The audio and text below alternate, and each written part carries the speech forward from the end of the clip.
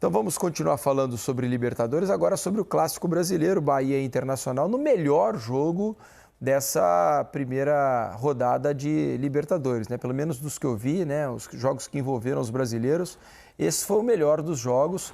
Foi um 1-1 de muitas alternativas, um time muito bom de se ver jogar, o time do Rogério Ceni, né? O Bahia foi melhor para mim durante todo o tempo. Também acho. Durante todo o jogo, o Bahia foi melhor do que o Internacional, criou as melhores oportunidades. Como aconteceu com o Inter no Maracanã contra o Flamengo, a primeira metade do segundo tempo, um domínio muito grande, que o Inter teve bastante dificuldade.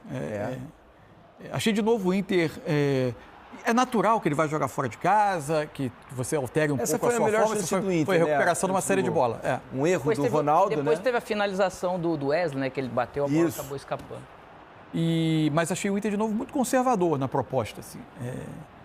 Acho que o Inter tem condição e já mostrou que é um time capaz de fazer mais. Agora, é muito interessante como o Bahia se comporta com bola, né?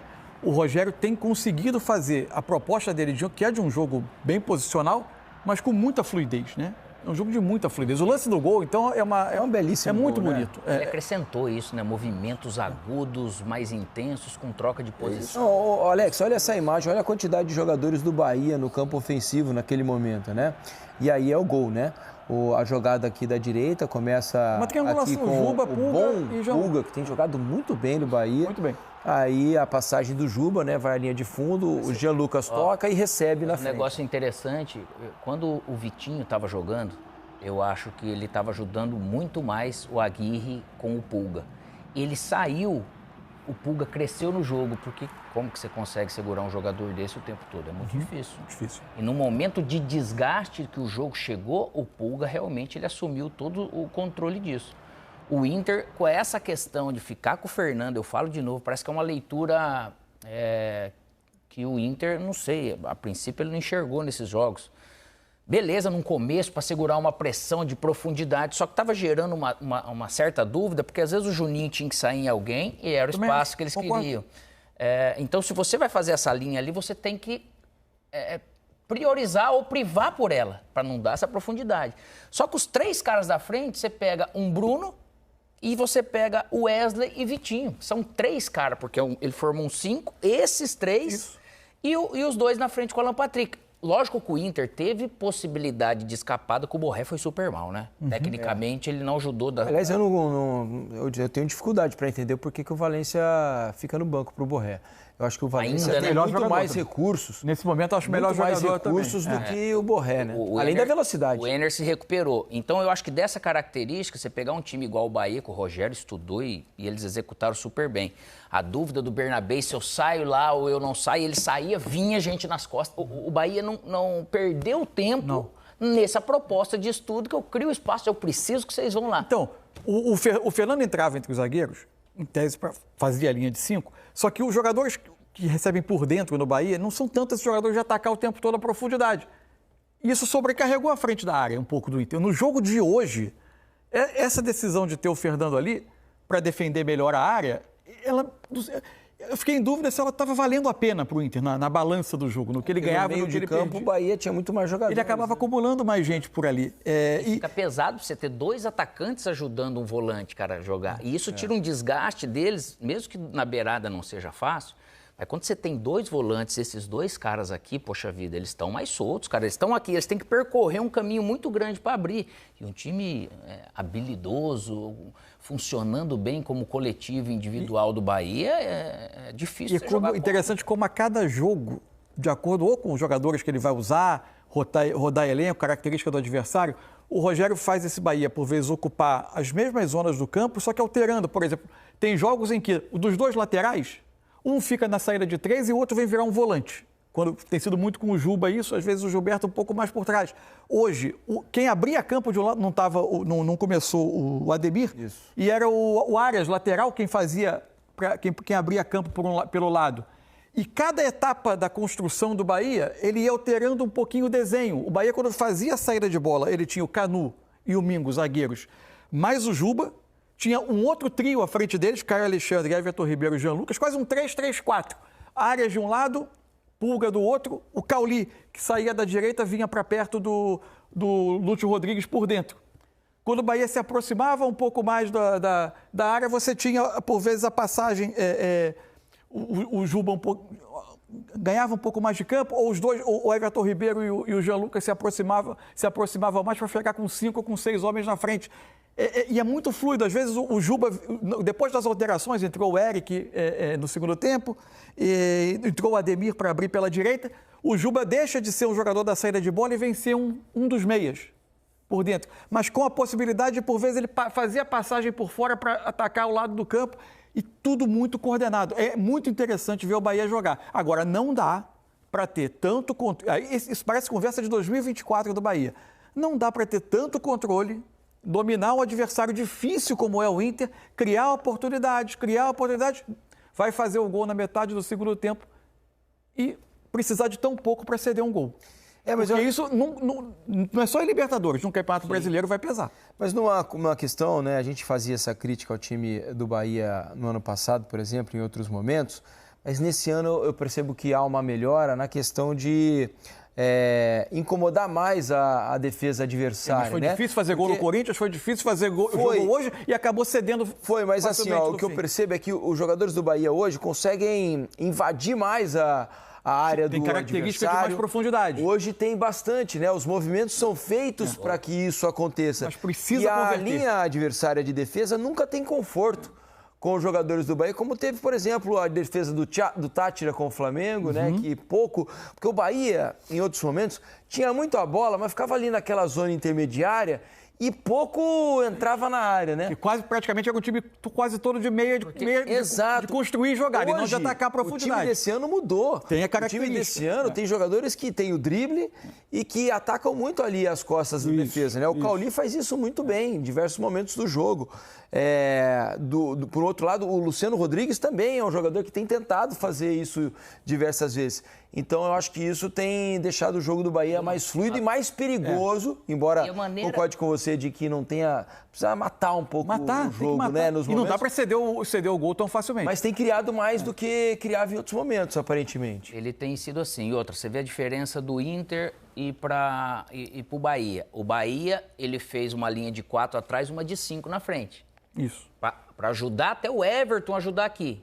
Se o Inter fizesse isso com a linha de 4 atrás, podia trazer o Alan Patrick aqui, seria uma coisa. Que você fala, Alex, ele tá no meio, tá o Fernando ali no meio. Como que eu faria para ajudar a marcar melhor, de repente, o Bahia? Você faz a linha de 4 com o Fernando e um dos dois atacantes, ele vem para fazer o quinto homem. Eu imagino e faria, de repente, do Vitinho fazer do lado de cá esse cara para vir, porque você pega o Eric Pulga, você pega o Jean Lucas e você pega o... Cauli? Não, o lateral esquerdo. O Juba. O Juba é muito técnico ali. É mais, mesmo tendo o Everton lá, é mais técnico do que aqui. Então eu colocaria o Vitinho para fazer isso. Em alguns momentos eu traria, de repente, o Alan Patrick para fazer essa coisa que você diminuir esse espaço. Porque o Bahia, ele vinha em algum momento, ele conseguia descansar com esses 5 homens aqui na segunda linha.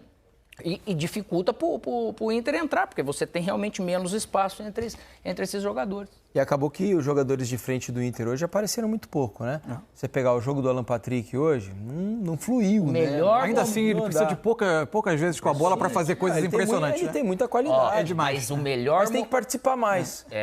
O Inter tem que fazer o Alan Patrick participar mais do jogo, né? Veja se vocês concordam. O melhor momento para o Inter criar algo... contra o Bahia foi no primeiro tempo. E aí tava com o Borré. De repente, a característica do Enner ali, de cair bolas muito boas para um contra-ataque, que o Borré ele se perdia. Os caras chegavam, conseguiam roubar a bola dele e a jogada não andava. Vamos dar uma olhada nos números do jogo, né, entre Bahia e Internacional. Fonte Nova estava cheia de novo. O número de passes já subiu. Vejam como há uma diferença grande, né? Posse de bola, 57% do Bahia contra 43% do Inter. Total de passes, 566 do Bahia, 386 do Inter. Em alta intensidade, incomodando, exigindo, né, na verdade. E um bom acerto de passes, né, dos dois times, 90% do Bahia e 88% do Inter. Finalizações 18-8, no gol 7-5. A gente vai trocar a página aí para vocês. Impedimentos 2-2, 4 escanteios do Bahia, 2 do Inter, desarmes 8-4, faltas 4 só do Bahia ao longo de todo o jogo, número muito baixo, né? 13 do Internacional, cartões amarelos, 3 do Inter, 1 do Bahia. E o mapa de calor, o que diz, hein, Alex? O mapa de calor, cara, mostra o volume de jogo com a bola do Bahia. Ele explica muito bem isso. O lado forte do Inter, você pode ver ali com o Wesley, né? Wesley Bernabé. Para escapar, né? Para escapar, e ele acabou realmente tendo. No verde, onde o Alan Patrick também pega algumas bolas para dar sequência, e o calor ali pro Antony, né, cara? Muito na defesa, na área defensiva, para ver quanto o Bahia assim, teve no ataque durante o jogo. Né? O Antony, ele fez realmente 2 defesas assim, não foram todas aquele perigo, ter que fazer milagre, mas olha o tanto que ficou, tanto que o Bahia, na verdade, chegou dentro da grande área do Inter, e o Inter, em momento nenhum, ele fez algo para mudar esse sistema, né? Ele parece que sabia que ia ser assim, ele aceitou isso, vamos tentar fazer o melhor a partir disso apenas, né? Não foi com plano B nem nada. A boa notícia é que o Cauli voltou a jogar bem, né? Hoje fez um bom jogo, tem um assédio rolando aí, né? Só foi o Botafogo. Só foi o Botafogo e atrás ele jogou. Até na entrevista o Rogério cita algo do Renato Paiva, né? Que teria ligado diretamente para o Cauli para tentar convencê-lo a ir jogar no Botafogo. Mas o Cauli voltou a jogar bem, fazia um tempo que ele não conseguia dar a mesma resposta que já deu em outro momento, né? Especialmente no primeiro turno do ano passado do Campeonato Brasileiro, quando gastou a bola e chamou a atenção de todo mundo. Hoje fez um bom jogo contra o Internacional. Muito pouco utilizado, estranho até, né? Porque esse ano não dá nem para falar que ele estava mal, porque ele jogou muito pouco, cara. É verdade. Vamos ouvir as entrevistas. Rogério Ceni e Roger Machado falaram depois do empate por 1-1 em Salvador. Primeiro que é triste você não sair com o triunfo no dia de hoje. Eu acho que nós produzimos para tal e não ficamos satisfeitos com o ponto que nós conquistamos. Eu acho que nós poderíamos, e seria justo hoje, no dia de hoje, ter levado os 3 pontos. Nem por isso, eu acho que eu acho que todos saem felizes pela produção do time, pelo que o time produziu, pelo que o time jogou, e acaba todo mundo voltando triste pelo resultado para casa. O lance origina de um lateral defensivo, no campo defensivo, essa bola gira, volta, sai o cruzamento, o Juba acaba não alcançando, e um chute bem dado de fora da área, e no rebote ocasiona o gol. Temos que olhar com mais calma, com atenção, com câmera. Eu vi através do celular agora aqui no vestiário, olhar com mais calma. Só eu lamento porque nós fizemos um grande jogo no dia de hoje, assim como fizemos no último jogo contra o Corinthians, merecedores de mais gols até. Então, assim, a gente fica feliz com a produção, triste mais uma vez com o resultado, porque a Libertadores é tiro curto, né? E a gente não pode estar feliz, não pode estar satisfeito com esse ponto no dia de hoje, justamente pelo aquilo que nós fizemos dentro do campo de jogo. Olha, se a gente jogar da maneira como jogou hoje todos os jogos, com certeza nós vamos estar brigando por essa vaga. É que é um grupo pesado, é um grupo difícil que nós jogamos hoje, tratando do adversário que nós enfrentávamos. Eu acho que a superioridade, o controle de jogo, o número de finalizações, as oportunidades de gol que se você botar numa balança as duas equipes tiveram, eu acho que nós merecíamos realmente sair vitoriosos no dia de hoje. Agora, cada jogo começa do zero, cada jogo é uma nova história. Se a gente produzir dessa maneira em todos os jogos, nós vamos estar brigando, sem dúvida nenhuma, por uma das 2 vagas. A estratégia que a gente montou para esse jogo, né, da estreia, imaginando como o Bahia viria, né, veio com... Imagino que o Rogério tenha visto o nosso jogo contra o Flamengo, né, e a linha por vezes com 5 com o Fernando, e ele optou por fazer um modelo e as peças muito parecido com o primeiro jogo da final do estadual, né, com o Cauli como um falso ponta, né, e o Everton Ribeiro por vezes num tripé, ou descendo baixo para articular do lado do volante, com uma saída de 3, né, defensivamente, né, a gente deixou, né, o campo decidir no momento que a gente poderia fazer a linha de 5 e o Fernando sair de dentro da linha, né, para a gente pressionar alto, como aconteceu no primeiro tempo, né. Penso que pelo primeiro tempo, né, as melhores oportunidades, né, foi dentro do nosso modelo, marcando alto, né, roubando a bola, fazendo com que o adversário tivesse que jogar com pouco espaço e a gente tendo a condição de retomar e finalizar. Tá aí Roger explicando o que tentou fazer contra o Internacional, mas eu achei o rendimento do Inter abaixo do que vinha produzindo e do que foi pode melhor produzir time, pelo elenco que o Internacional tem, pelo que já mostrou em outros momentos. Eu acho que o Inter ficou devendo, tanto no jogo contra o Flamengo, quanto hoje contra o Bahia. E acho até que ele conseguiu, por vezes, dentro da proposta do que ele queria, sucesso no tempo, porque eu achei que o domínio, por exemplo, do Flamengo no Maracanã no segundo tempo foi muito grande. Mas ele conseguiu ter um pouco mais de sucesso na proposta dele por mais tempo no Maracanã do que hoje.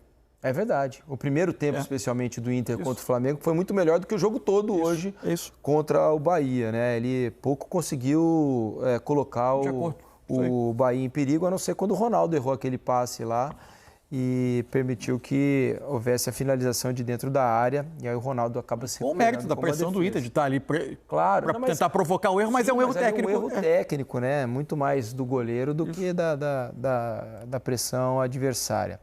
E o Roger hoje também falou sobre racismo, né? Ele se posicionou quando foi perguntado sobre o caso envolvendo as jogadoras, citado pelo Mansur agora há pouco, no time feminino, né, do Inter no jogo contra o Sport. Muitas vezes nós brasileiros ficamos indignados com o caso de racismo na América do Sul, mas deixamos passar casos que acontecem aqui dentro do nosso país. Nos últimos dias teve um caso lá em Porto Alegre, no jogo do Campeonato Brasileiro Feminino entre Inter e Sport. Eu queria que você se posicionasse em relação a essa campanha primeiro e também ao caso lá de Porto Alegre. Eu acho que a gente tem que seguir educando, né, e responsabilizando quem tem esses atos. Não são 400 anos desse tipo de atitude que vão ser resolvidos, né, em pouco tempo. O caminho tem sido feito, ele é árduo, a luta é diária, a gente segue lutando, a gente segue apontando, já tem mecanismo para punir, para apurar, né? Então, eu acredito muito no processo educativo, né? Mas é preciso também responsabilizar e punir aqueles que fazem, né? E é uma responsabilidade de todos, né? Nossa, não é só quem milita no futebol. Mas o futebol, para mim, ele é muito representativo do extrato do que nós somos como sociedade. Amplificada, né, pelas emoções à flor da pele, que não justificariam nada. Mas, infelizmente acontece. Vamos todos nos responsabilizar e trabalhar no dia a dia para que isso deixe de acontecer, né? Mas também a gente precisa entender que, né, o dia que ninguém mais for ofendido, o racismo não acabou. Tá aí, Roger Machado muito também bom. Se pronunciando sobre um ato que aconteceu no próprio clube, né, de uma jogadora das categorias de base do Internacional contra jogadoras do Sport no Campeonato Brasileiro Feminino.